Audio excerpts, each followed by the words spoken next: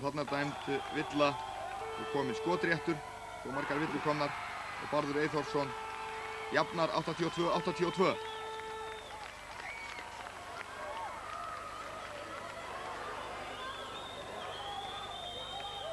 Nú aðeins fáar sekúndur eftir. Harvey nær frákastinu og fær innkast.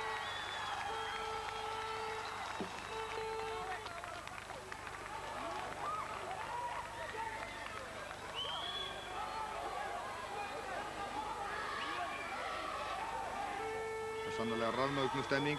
Það getur allt gerst í þessu leik ennþá. Framlenging eða stig annars hvors félagsins á 11. stundu.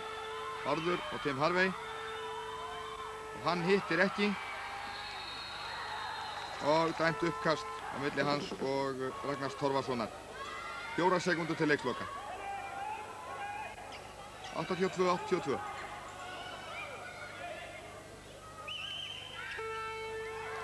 Og það er Bárður sem fær boltann og hann nær skoti og leið og tíminn rennur út og það er dæmd villa á ÍR-inga.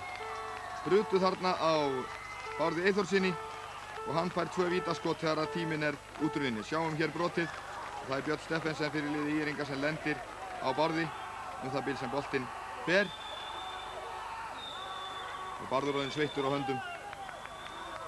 Það er þarna aðstoð hjá Kristni Albertsinni dómara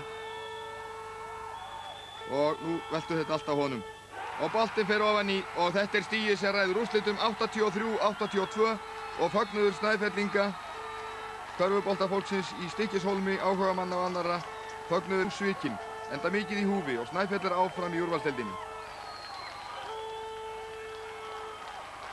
ÍR-ingar eru fallnir.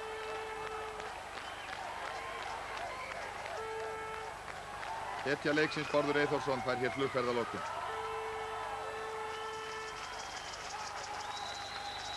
Ég hugsaði bara eitt að koma boltanum niður. Það var eina.